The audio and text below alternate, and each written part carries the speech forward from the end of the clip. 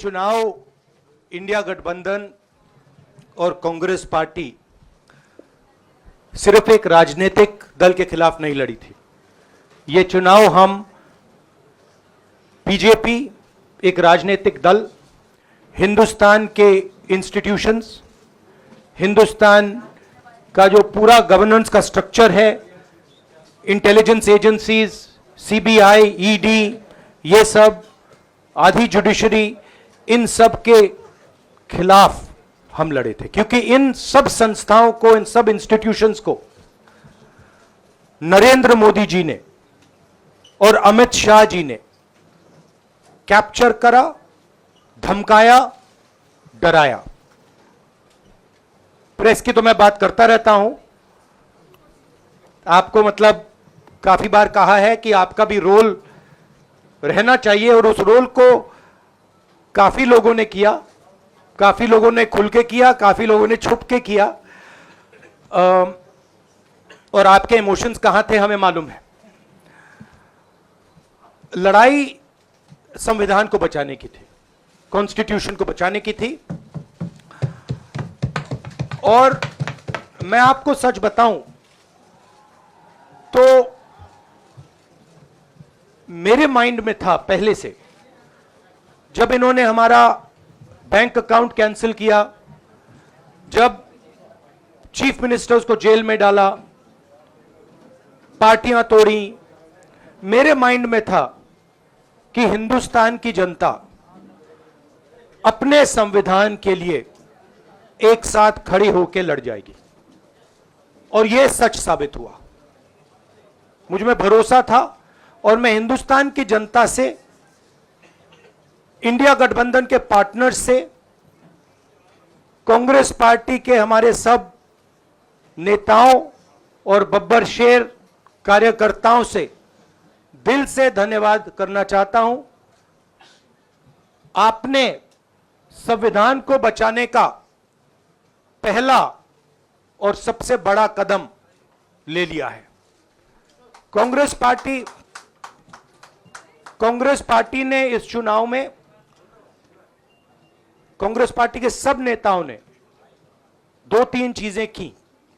सबसे पहले हमने इंडिया गठबंधन के पार्टनर्स की रिस्पेक्ट की, उनकी जो विशेष थी उनको हमने साथ लिया, और आपने देखा होगा कि जहां भी गठबंधन लड़ा हम एक होकर लड़े।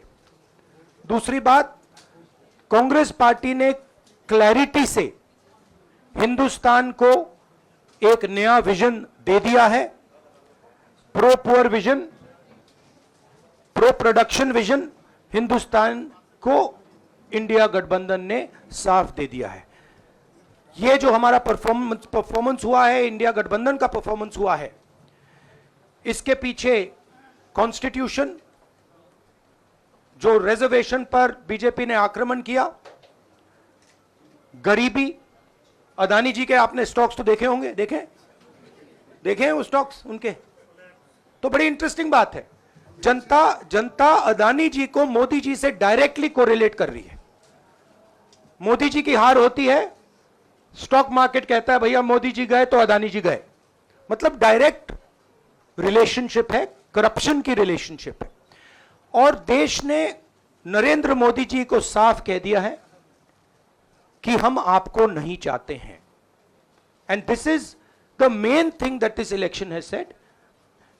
The country has unanimously and clearly stated, we do not want Mr. Narendra Modi and Mr. Amit Shah to be involved in the running of this country. We do not like the way they have run this country. We do not appreciate the way they have attacked the constitution. We do not appreciate the way they have run this country for the last 10 years. So that is a huge message to Mr. Narendra Modi. I'd like to thank everybody who has participated in this election. I am extremely proud of the people of India. I am extremely proud of the people who have resisted this onslaught on the constitution. और अंत में मैं आपको कह दूं कि इसको बचाने का काम हिंदुस्तान के सबसे गरीब लोगों ने किया है। सबसे गरीब लोगों ने किया है, मजदूरों ने किया है, किसानों ने किया है, दलितों ने किया है, आदिवासियों ने किया है, पिछड़ों ने किया है। इन लोगों ने इस कॉन्स्टिट्यूशन को बचाया है। इस कॉन्स्टिट्यूशन, ये कॉन्स्टिट्यूशन देश की आवाज है। बहुत सारे लोग ने इसको नहीं बचाया, चुप रह गए थे, मगर हिंदुस्तान के सबसे गरीब लोग, सबसे कमजोर लोग खड़े हो गए और उन्होंने इस कॉन्स्टिट्यूशन को बचाया। मैं उनका धन्यवाद करना चाहता हूं, उनसे कहना चाहता हूं कि कांग्रेस पार्टी आपके साथ खड़ी है। जो हमने आपको वायदे किए थे, हम वो वायदे आपके लिए पूरे करेंगे। जाति जनगणना, महालक्ष्मी, ये हमारे वायदे हैं। धन्यवाद। ये कह रहे हैं कि ये हिंदुस्तान के गरीब की जीत है, संविधान बचाने की जीत है। तो अगर आप लोग विपक्ष में बैठते हैं और सरकार बनाने की पहल नहीं करते हैं, क्योंकि नंबर एनडीए और इंडिया अलायंस में कुछ ज़्यादा नहीं है, और अगर पहल नहीं करते हैं तो कैसे उनको आप जो है आगे उनका हक दिलाने के लिए आगे आ पाएंगे? वही सवाल आप मतलब दूसरे तरीके से पूछ रहे हो। कल डिसाइड होगा, इंडिया गठबंधन की मीटिंग है, कल हमारा अलायंस डिसाइड करेगा। बड़ी फाइन लाइन है, तो जो इंडिया गठबंधन डिसाइड करेगा उस पर हम एक्शन लेंगे।